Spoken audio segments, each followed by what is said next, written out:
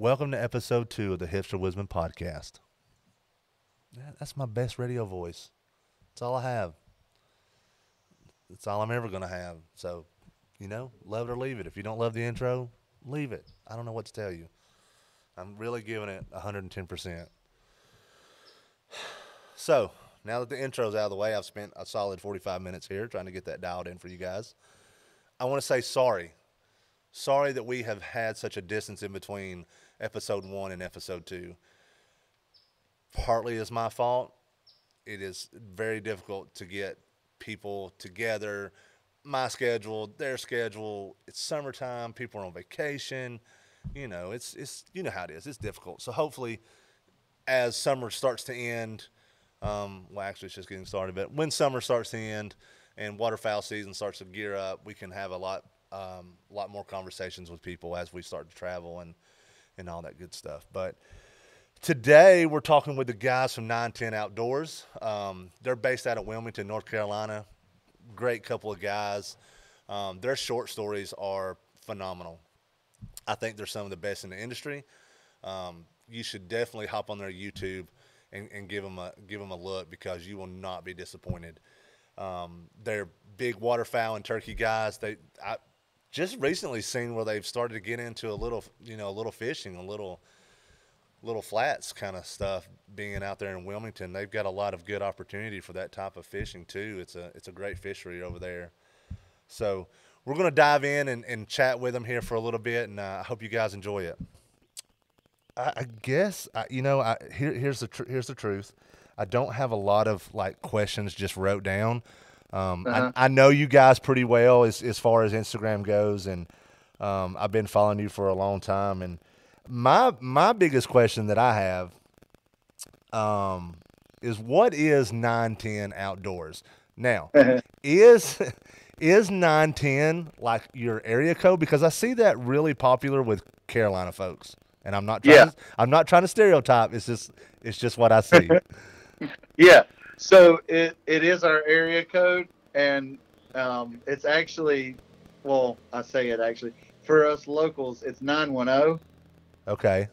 So we pronounce it 910, but it's funny. I laugh because anytime somebody, you can tell when somebody's not from around here because they say 910. So like everybody I talk to that's not from here that asks that same question says 910. See, that's true because I would have never thought about that. I would have never thought about that at all. So I guess you guys need to introduce yourselves because nobody knows who you are yet. I mean, as far as your names. For sure. So I'm Garrett Chappell. I started 910 Outdoors in 2016, and in 2018, Nate joined with us. He's on here with us. How you doing? Hey, I'm Nate Rain. Like I said, I've been hunting my whole life and known Garrett for quite a long time. And he started 910 and one day handed me a camera, and here we are. Now we're both behind the camera on some of these videos, and it's been a fun experience, dude. And so in the opening, I was like, okay, so you guys to me are some of the best when it comes to storytelling in your short films. Like, I absolutely love your quality. I love your storytelling. I just love your content. Like, I think it's great.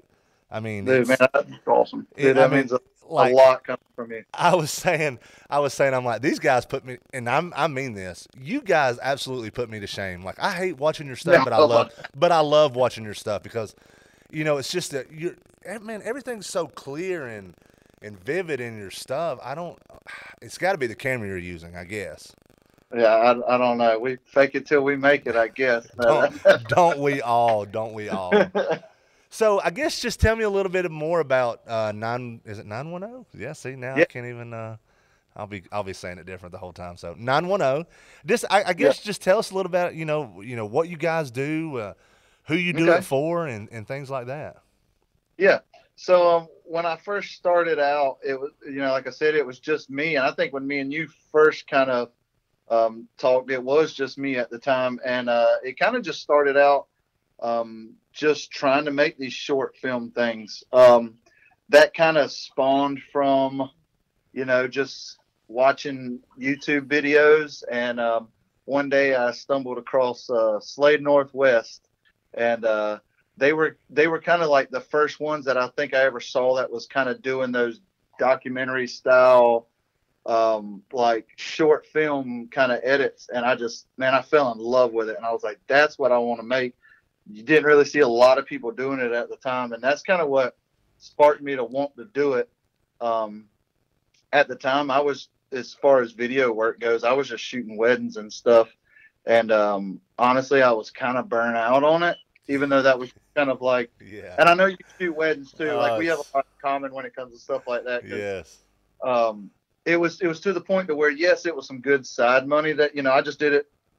Honestly, I did weddings because it was helping just support my camera hobby. Right. But you know, it was to the point to where it just felt like work and not fun anymore. And so, you know, all through that time I had been hunting. I just never carried cameras with me when I hunted.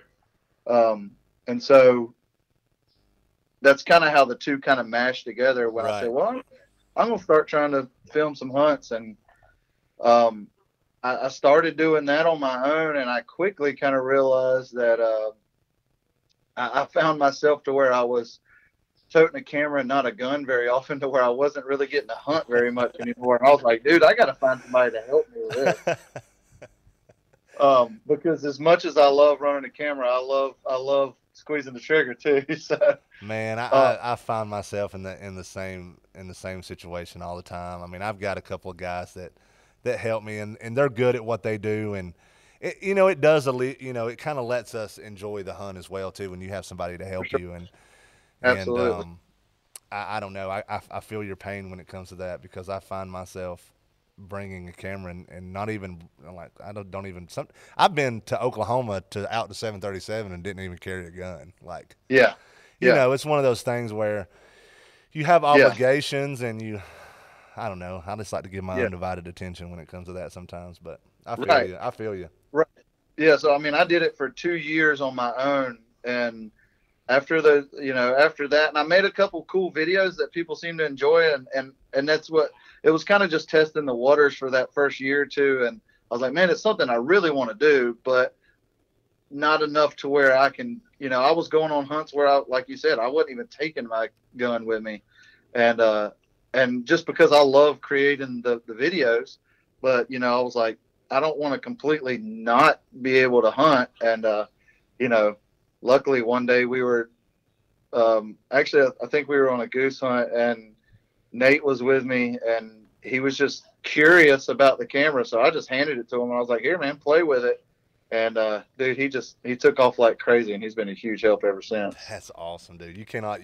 Good help's hard to find, really. He was a brave soul to hand me a camera in the middle, a muddy field while we're out there trying to look for geese. He just hands me his camera, and I have no clue how to mess with it. I mean, I've always, like I said, grew up hunting, but that was the first time of actually picking up a DSLR or any other kind of camera and trying to make a production out of it or do anything with it. And I still run into that same scenario now, 2 years and coming into this, where it's like, do I take the gun or do I take the camera? And luckily we got a pretty good system, when we go hunting now, where a lot of times, each volley comes in, we'll switch up. One of us will have a gun, one will have a camera, and we'll just keep taking turns.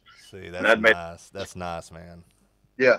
I mean, that way you get your content, but you still get to enjoy yourself at the same time. So I'm guessing that this is not a full-time gig, am I right? No, this is strictly, we do it out of the love of it. Okay, yeah, same here. So I noticed that you guys do some work with/for Tangle Free. Am I right on that? Yeah. Okay, yeah. Cool. So who else do you have? I seen maybe Rite. Yeah, we just recently partnered up with Rite right before turkey season. They ended up reaching out to us, and we kind of tested the waters with them through turkey season and got one of their turkey guns, and man, we absolutely loved it. And looking forward to getting our hands on some of their waterfowl guns and seeing what we can do this winter with them. But that's a new relationship, but so far so good. The guys over there have been super awesome so far. Who are you working with at Rite? Brian? Yeah, Brian. Okay. I know Brian from Gator Waiter days. Yeah, he used to be with Gator. Yeah, he Yeah, told me that. yeah. So it's who else do you have? Do you have more than We that? have one of our local sponsors is a store called Kennedy Sporting Center. They they've been around for quite a while. They're one of the older Mercury dealers in town, the oldest Mercury dealer in town. Um, they have a guy named Paul that's working with them who's came in to kind of revamp their store, and he reached out to us and touched base and see if we wanted to work together, and we've been trying to put some things together in store with them, and then obviously COVID-19 happened. That kind of put a delay in some things, but Oh God, has it not put a delay in everything? Yeah. Why absolutely. can't this happen during the hunting season? Like I would be fine with it. I would. Yeah, yeah. Well, it actually helped our turkey season, but True, now that that's true, over.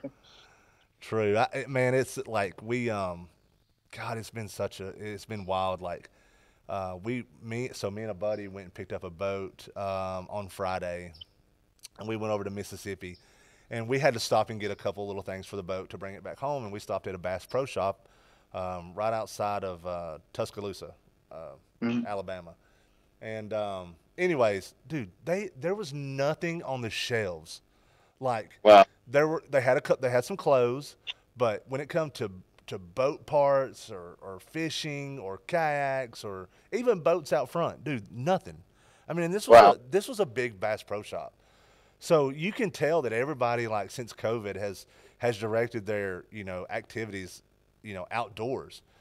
Yeah, And for sure. when we got back with the boat, our local lake here, we took it out, and man, it's like you can't find parking, you can't find.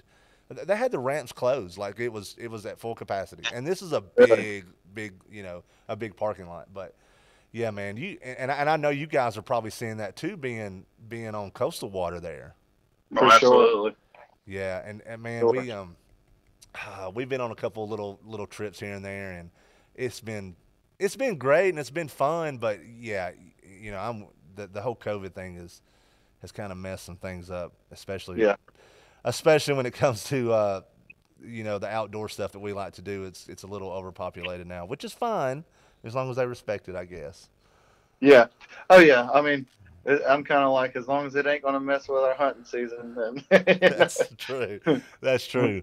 So I know you guys are big turkey guys, big waterfowl guys, and I think I talked to you recently about some fishing, Yeah. and I noticed that you started posting a little bit of fishing stuff. A little bit, man. I like, being straight up honest, I could care less about fishing.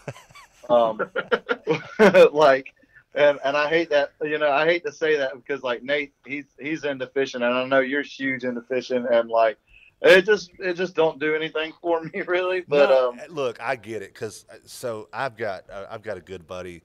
He's a big bass fish guy, and dude, I can go with him and tolerate it, but I cannot get into it. Like yeah, it has to be saltwater fish for me to even remotely engage in. Like I don't know what it is that, and you're still, it's fishing. It's the same yeah, thing, but I cannot get into the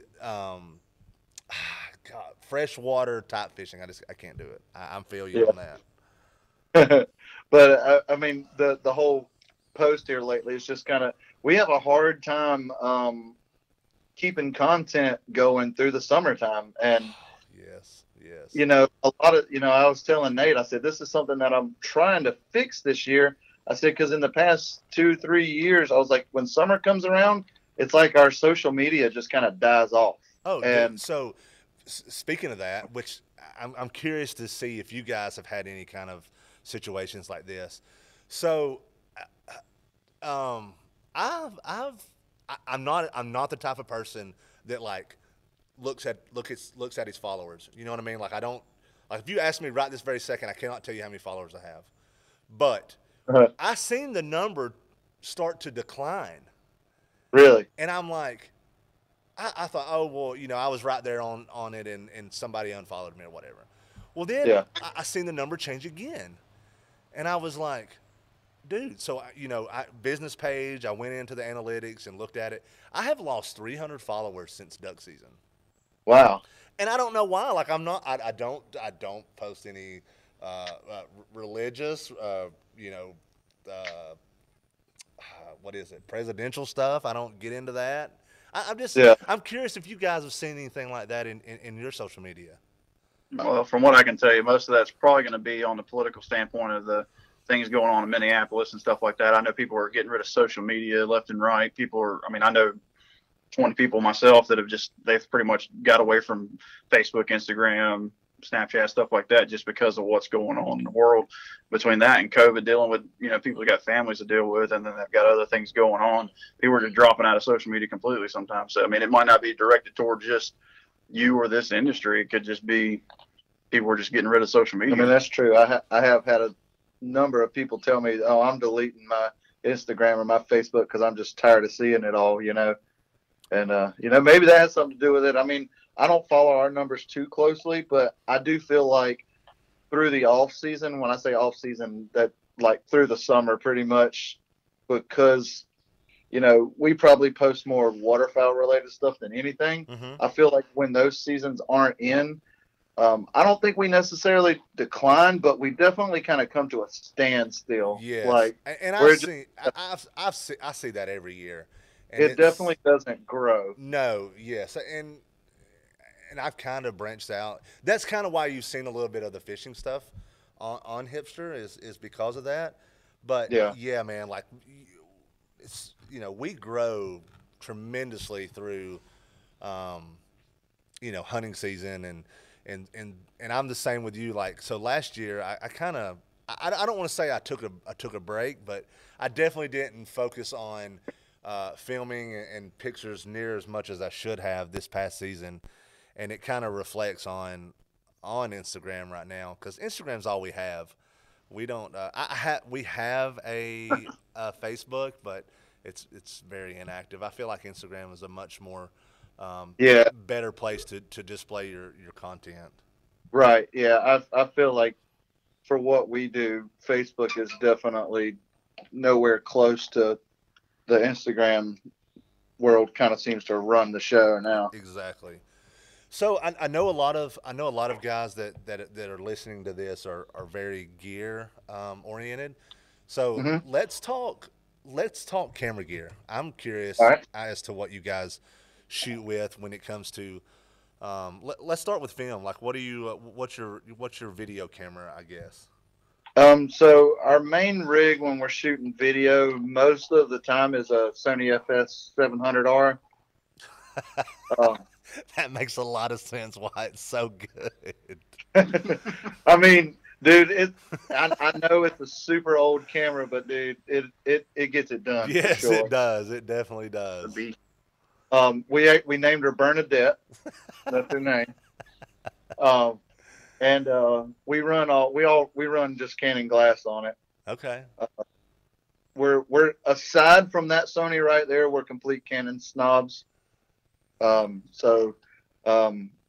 from that Sony rig, and honestly, we bought that camera just because it does shoots in 240. Right. And so we bought it just for its slow motion capabilities because, in my opinion, I kind of feel like Canon's behind the game when it comes to slow motion stuff. So I'm glad you said that because I also am a Canon guy. And have you seen the new body that's about to come out? The new Canon R5. I don't think that I have. Okay, well, let me tell you about it. I'm not associated with Canon. I just want to give you this information so you can start saving your money. So this thing does 8K, and it's a DSLR, so it does both, but it's a mirrorless. It's mirrorless. Okay. Mirrorless. Because I was about to ask you that because I know that's kind of been the big shift lately. Yep, it's mirrorless. So it does 8K video. It does 4K at 120. Now, this is the specs that are out now. So it does 4K at 120. And I think it does 1080 at 240. And then I think the megapixels are somewhere north of it, like 40s. And the biggest thing for me is it has in-body stabilization for video. Oh wow. So it's kind of like everything Sony has now, but they've kind of, I don't know. I feel like they've kind of finessed it with that 8K. Yeah. Nobody's gonna film it in 8K. Nobody's gonna watch it in 8K. But for cropping purposes, you know this. Yeah. It Yeah. would be Sure. it's a great tool to have, and they're saying it's going to be under $4,000 when it hits market. Really? Yeah, and dude, I've already sold camera bodies in anticipating this camera to get here. Like, if it Right. sucks, I'm going to be hurting this season. But So, so when is the have or do they have a kind of a guessing release date? so COVID again has kind of pushed it, but I think it was I think it's supposed to be sometime in June, but here we are almost middle of June, or actually past middle of June. So maybe July. I'm hoping. I don't know. Yeah. Wow. Okay. Well, we will definitely keep our eye on that for Yeah, sure. because man, I mean that's something because I know you guys are out in the in the water and in the marsh and all this stuff, and it's important to have a rig that's capable of doing what you need to do, but it's also important to have a rig that you can travel with. And Exactly. to me, a camera that size and with those capabilities may be a great addition to your arsenal that you already have. Yeah. So just something to think about. Yeah. I've tried to tell everybody about it because they haven't really said, like, it's publicly out there, but they've not pushed it whatsoever. So yeah. Huh. Anyways, just something to think about. So Um, what Canon camera body do you guys shoot? so we shoot a 5D4 Okay. and a 7D. Okay. Same here. I've got the 5Ds, fours. I love those cameras. Yeah, Um, that's kind of became kind of our, like, you talk about that Sony is such a huge camera, and the 5D4. I mean, we originally kind of bought it just because that's kind of our main picture camera, but it's also it pulls double duty because it's a nice camera for if we just need to run and gun and don't want to take a huge rig. yep. It's a great camera to still shoot. Still shoots amazing video for sure. Very much so. I think it's a great camera for what I mean. That's what I use in all my weddings, Yeah. and those are the only two cameras I had. I had a couple years ago. I had the Canon. God, what is it? It's the Canon 100. It's their cinema The Oh, C100. C100. C100. Sorry, yeah, I had the C100 Mark II, and that was Yeah. a great camera. But something that you can probably look at my videos and tell. I don't color grade. I don't. hmm I don't do anything. Is that something you do? Now with the Sony, we do a lot because to me, the Sony versus the Canon, it right out of the camera looks great. We very rarely do I touch our footage and out of the Canon, but the Sony, you definitely got to tweak it a lot more. Yes, because see, that was a problem that I was having because the Sony, the Canon C100 was like my primary, you know, cinema camera, Yeah, and I shot.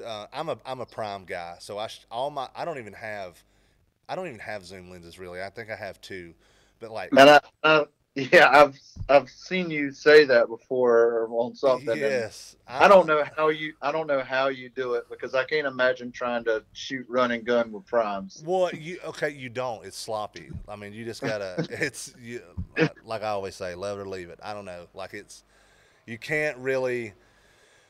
You can't. I mean, there's no such thing, and I've gotten better to where I start opening up to, and I know 2.0 is still hard to capture, but I've got to where I start doing that just in case I may misfocus a little bit. But so I was like you, so I was trying to.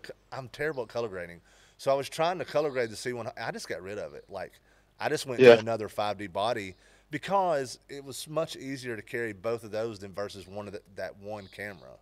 right. And And then you're not having to try to match footage. exactly, and I know you have to deal with that too with that Sony because, I mean Oh that yeah, thing, it they're two different shoots. worlds. Yes, yeah. I've always wondered if you color corrected because it looks like you do, but then I really can't. So you can't tell. Yeah. You have to see the raw footage to really know. Yeah, for sure. So, are you guys more into waterfowl or turkey, or just us, or both? I don't know what time of year it is. Yeah, for sure. Um, I mean, if I had to pick one over the other, yeah, I would pick waterfowl. I don't know Nate's answer. Yeah, I mean, that's a tough one, man. I mean, like I said, I think the thing we both are gun ho about right now is goose hunting. That's the number one thing that if we had the choice to go hunt anything right now in the world, it'd be goose. I mean, that's what we love doing. Turkeys can be very aggravating, True. as everyone knows. True. Like geese can't. Yeah. Well, geese can be too. Yeah. At least So- geese, they come in packs. You get to see them. Is that your primary? So, I know you're, and I said a lot of this in the intro, but I know you guys are in Wilmington, correct? Or that area? Right outside of it, but yeah, the Wilmington area. Yeah, Wilmington area. So I've been in Charleston and all that. So it's a lot like Charleston. Am I right? It's I call Wilmington's kind of like Little Charleston. Okay.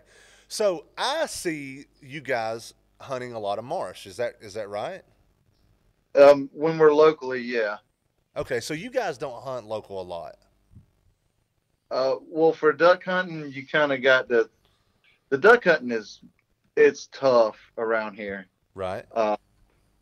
If you we got wood ducks galore. I mean, you can find wood ducks in the swamps pretty much, but if you're wanting to get away from wood ducks, it's hard. It becomes a challenge Right.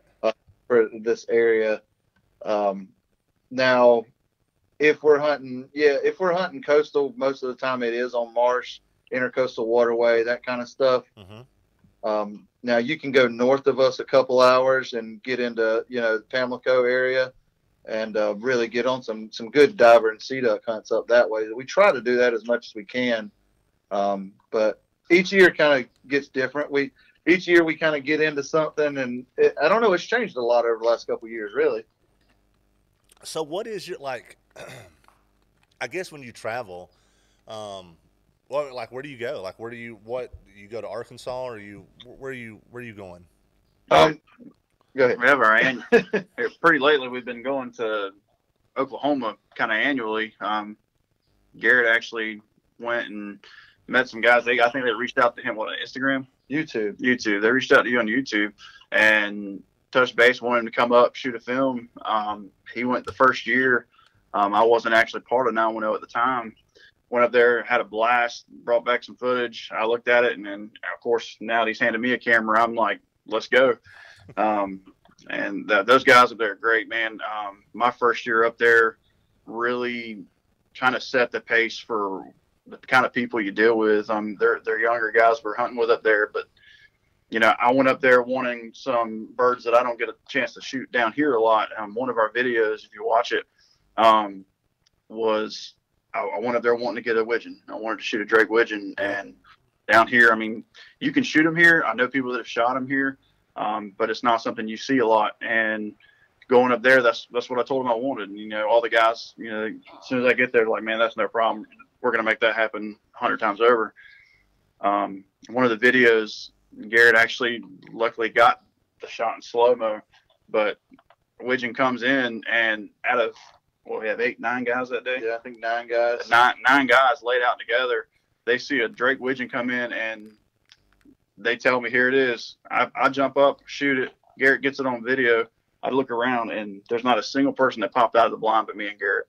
Oh, and when you're hunting the guys you just met, that really set a tone, set a pace for me. Like, if they're willing to not even jump up, because how it is. You go on a duck hunt, and oh yeah, it might be one bird, or it might be 40 birds come in, but everybody comes up slinging. And when they all just sat there and let me do it, didn't even bother jumping out of the blind, that meant a lot to me. So that's really where the relationship that I built with them started. And now we can't wait to go back every year. man, that's awesome. That's it's hard to find guys like that. It is. Especially younger guys. A lot of younger guys are gun ho about hunting in general, and it's just hard to come across guys like that. But that's awesome. So, if you don't mind me asking, you don't have to tell me. I'm just curious. I'm just curious of the area in Oklahoma you guys are hunting. It's Eastern Oklahoma. Okay.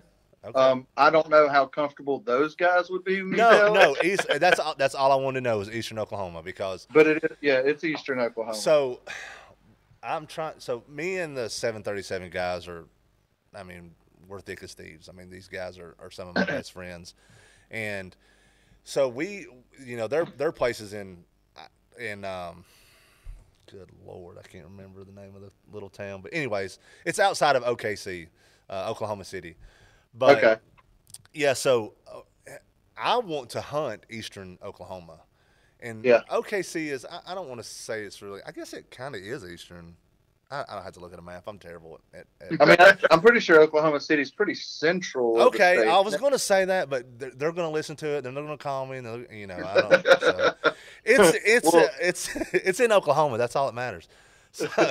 So right. Well, we might both be wrong. yeah, exactly. So yeah, we're East Coast guys. It doesn't matter. So we went out and hunted with those guys, and we went. They're probably going to kill me for this, but we went to Western Oklahoma, and Uh-huh. dude, we had a fantastic couple of days.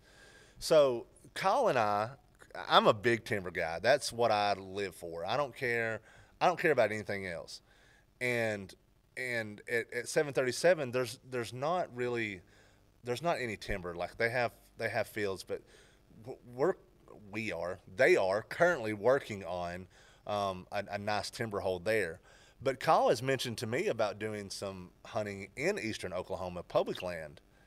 Uh-huh. So I'm kind of excited to go back to Oklahoma and do some public land stuff because it's something that I've always wanted to do. Yeah. And you probably heard this a lot. The argument is the flyway has shifted. Right. Now, I don't know if that's entirely true. What is your opinion on that? For our area, I can't say that it's changed a lot other than it's been rough here since I've started duck hunting around here. So, but with talking to all of our buddies that live in the Midwest, I've definitely heard that from them. Or even if not, I know you hear a lot of people talking about shifting, but I know even last year, what they were last year, straight up, we had a great time last year, but it was out of the 3 years that I've been out there, it was the roughest year out of the three, or as far as slowest, I mean. Yeah, but you still, I think I remember talking to you while you were there or when you got back, or you had a pretty successful hunt. Am I right? Now, the first day we had a phenomenal hunt. It was phenomenal. One of the best hunts I've ever been on my life. Me and Nate both got our first Drake pintail. It was stupid. Oh, that's my favorite bird. Yeah, and I mean this was just hunting a flooded puddle in the middle of a field. It was nuts. So is that what it is? It's just like you guys are in cornfields or just fields in general. Most of the hunts we've done out there typically it's puddles in the middle of fields. See, that's awesome. And that's a whole different type of hunting that people don't even talk. Nobody talks about that type of hunting. Yeah, and you can't do that around here, or not where we're at. Maybe north of us, but around here that's unheard of. See, we here in Georgia, same as you guys, we are loaded up with wood ducks. But so I live in North Georgia. We're about an hour north of Atlanta. Okay. And people that know me and people that know this area are gonna think I'm crazy. But there's a little lake here, and it's called Carter's Lake. And Carter's Lake has a regulation dam that so the big lake spills into, and they pump, and that's where we get a lot of our power from. So this little area, and I've not witnessed any of this. I've heard from close people. These guys are killing all kinds of species of birds on this one little. I want to say it's probably less than 100 acres, maybe. And it's just it's just like a little, a little. I guess it's like a little lake, essentially, is what it is. But but when I hear these stories, it reminds me that you're hunting these birds, and they could literally be anywhere. You drive by a place and you're like, oh, that place sucks. It doesn't have any birds on it. But when you visit that place over and over again, you do find out that actually it does hold birds, but you haven't taken the time to actually hunt it like we should. Right. We have a Exactly. tendency as hunters to go where we think the birds are. Yeah. You know, and sometimes that's not always right. Oh, for sure. So, like when you're talking about hunting these little potholes in the middle of nowhere, who would have ever thought these birds would take a break in these potholes? Yeah. No, Oh, I mean, dude, I wouldn't. remember last year when we went to Oklahoma, we drove straight there, and when we got there, they were scouting the spot, and they said, "This just meet us at the spot." And we pull up to this field. It's pouring rain. It's cold, and they're all standing in the bed of the truck, glassing the field with binoculars, and they're like, "Dude, it's loaded." Now, just sitting there looking at the naked eye, you couldn't see the first bird, and like you would have drove by it a million times and never thought that there was birds out there. And sure enough, you throw up the binoculars and all you see is green from as far left as far right as you can go. See, Like, that is exactly how the place was we went in western Oklahoma. Like you couldn't fit another. I flew the drone because I was like, there ain't no birds here. This is in the middle of. I mean, dude, there was nothing. So I flew the drone over there, and I'm like, guys, I don't know where y'all got these birds at or how you got them trapped in this little pond, but you can't fit. You could not fit another mallard in yeah, that place. yeah, just nuts to butts. I mean, how in the world? I would never imagined it. I mean, and I'm saying when I say Western, like these birds are real close to Texas. You know what I mean? Like, Yeah, and I would have never thought as Eastern Texas being that's where Dr. Duck and those guys are from, yeah, and they don't hunt at home that much. yeah, So for see, sure. that's what confuses me is like, wow, these birds they're just hard to predict. I mean, once you think you have them down, you just really don't know. Yeah, no, I mean, it's crazy. yeah. And I mean, you nailed it. You nailed it on the head where you say we have a tendency of we think, oh, that's where they're going to be, and yeah, I don't know how many times I've been to Arkansas and I drive by somewhere and I'm like, that's where them things are going to be at in the morning. And I'll roll in there and I'm real confident, and I get my decoy set out. I don't see a bird. I don't see a bird for 2 days. I mean, it is it is what it is, but sounds like you've been hunting with us. yeah, I mean, dude, okay, this is real talk because a lot of people don't say that they don't kill a lot of birds, but I Yeah, can tell you right now, I drove for hours on hours on hours and not shot the first duck and turn around and drive hours on hours home. And I'm yep, sure you guys have done the same thing. absolutely. Dude, you got to work for it around here, and from what I've heard you say, it seems like you're in a very similar situation. You got to work your tail off. It is, but man, it is so fun trying. I swear um, I don't know. It's fun though. It's that thing of when it does pay off, man. It's worth it It all. makes it that much more rewarding. I think the harder you have to work, the more it just sucks you in when it does happen. Oh, dude, I mean, for He learned sure. that by turkey season. Man, I can't listen. I cannot get into these turkeys. I've tried. I mean, my one of my best friends, um, he's got uh, he's got 300 acres here in Georgia. Okay, now this guy farms this 300 acres for just turkey and deer. They don't have nothing else on it. They don't keep the crops on it. They don't. I mean, I'm telling you, it's like it's a compound's what I call it. I don't. And dude, the, he's got turkeys down here that I mean, he could kill a turkey every day of the season if he wanted to. Wow. And he begs me to come, and I'm like, I can't. I'm too fat to be calling across the ground trying to first of all kill one of them. And then a couple years ago, same buddy, we're up in Kentucky hunting them, and so this is my first. This is my first turkey, man. Like I'm sights on the turkey. I'm shooting. I'll never forget. I'm shooting an SB3. I've got one of Kent's big loads. I can't remember exactly what it is, but so anyways, this turkey comes out of the woods, and when it comes out of the woods, I'm uncomfortable. I had no choice but to put my hands on the ground and just situate my body, and pick my gun back up. The turkey never moved during any of this. Okay, so I'm sighted in on his head. I pulled the trigger once. I pulled the trigger twice. I've done it 3 times just for good gesture. Dude, that thing was rolling and flopping. I killed that turkey dead. Dakota, he gets up and he high fives, and we're giving the bro hug or whatever. Dude, we turn around, turkey's gone. I mean, No, oh, gone. So we're out there like we done shot a deer. We're running a blood trail on a turkey. wow. We get about, I think it was like 75 yards. He'll have to verify that, but I think we got 75 yards in the woods and it just quit. I'm telling you right now, I think a coyote come out and got that turkey. Wow. That's my story. I don't know Yeah. exactly what happened. I mean, that's what I'd have said. But ever since then, he's like, "Come on, you're mad at him. You're mad at him." I'm like, "I am, and I don't want to mess with him. I'm done." dude, a turkey's probably made me cuss and spit more than any other I'm telling animal I've ever tried to chase. it's terrible. I can't get into it. But so okay, wrapping this whole thing up here.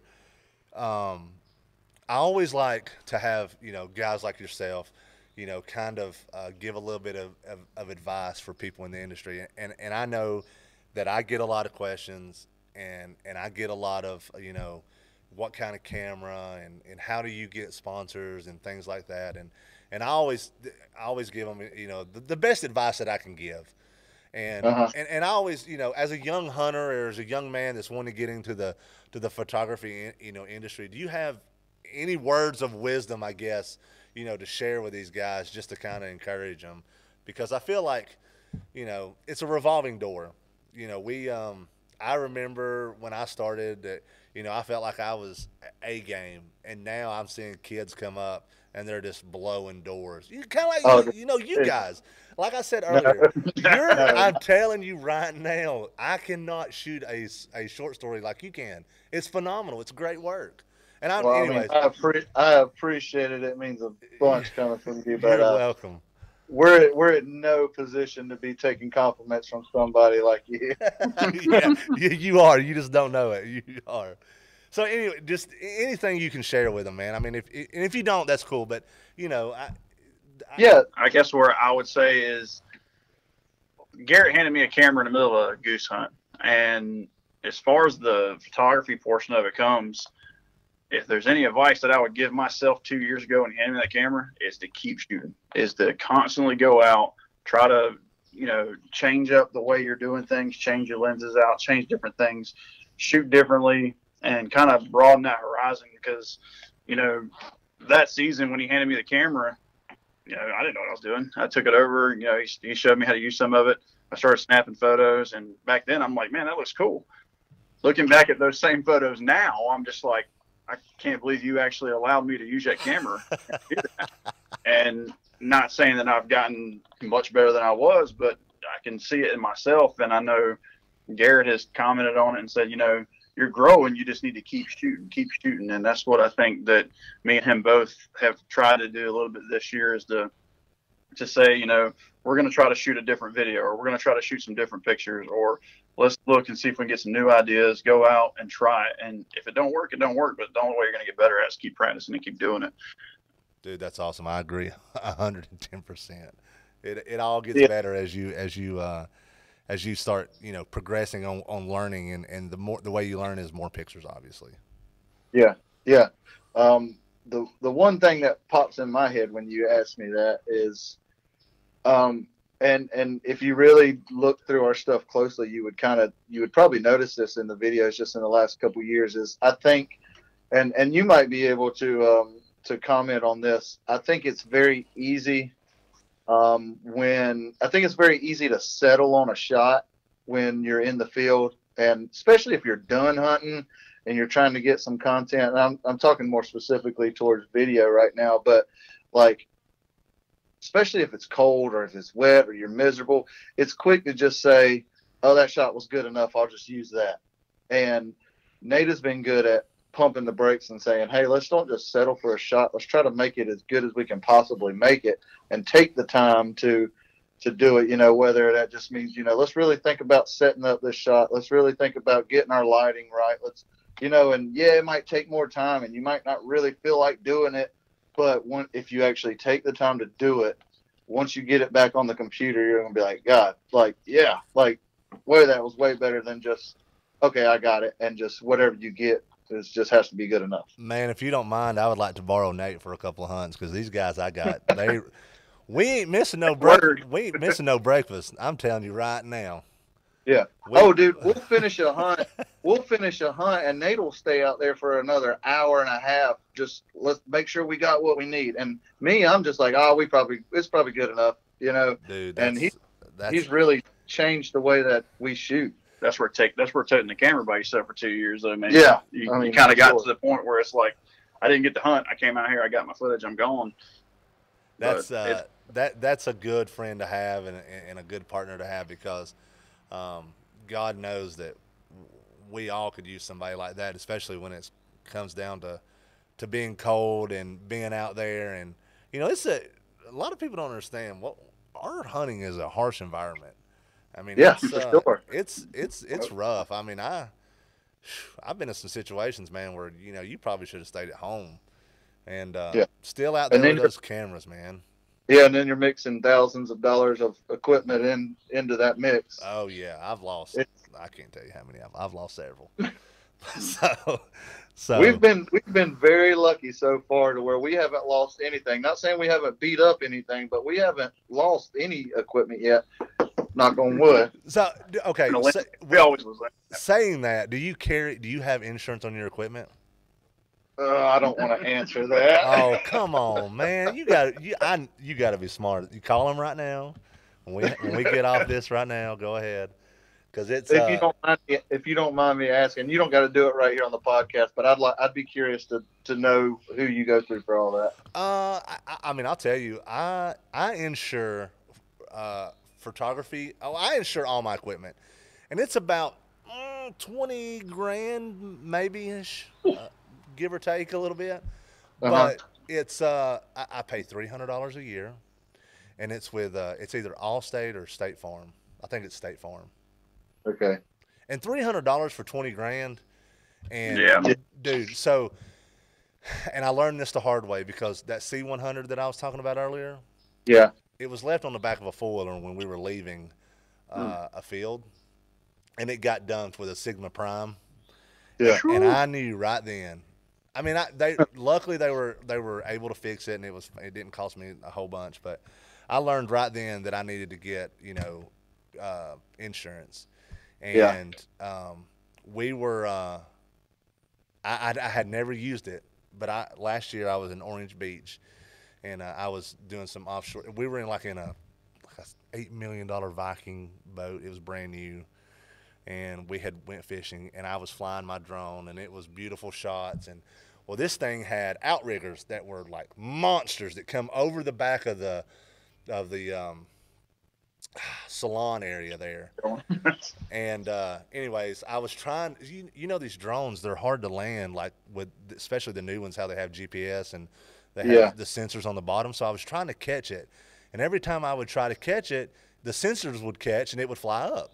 So I'm trying to turn the sensors off, and anyways, when I did, dude, that thing shot up and hit one of these big carbon fiber freaking things, and so it came smashing down into the side of this boat, and I'm like, I don't think I have that kind of insurance to cover. I don't think I can help you there, buddy, but I can take care of my drone at the bare minimum.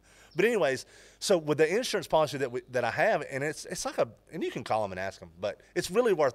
I'm trying to sell insurance. I'm not an insurance salesman, but anyways, it was worth it because I called them. I said, hey, I crashed my drone. Well, do you have it? No, it's gone. It's missing because it eventually fell into the water. And dude, they sent me a check. I literally had a drone before the next weekend. Wow. Yeah, so it's worth the money to and I'm saying this to everybody because it's so easy to lose equipment like that and lose a ton of money in behind it if you're not careful. Oh, I mean, I'll completely admit that we're stupid to not have our stuff insured for the places that we drag our gear. Yeah, it's I've learned my lesson. So, but guys, I seriously I appreciate you taking the time to talk to me. Man, thanks for having us for sure. Yeah, dude, absolutely. I couldn't think of a better set of guys to talk to on a Sunday evening here. So I really appreciate it. Yeah, man. It's been awesome. All right, guys. We'll talk to you soon. All right, buddy. Have a good one.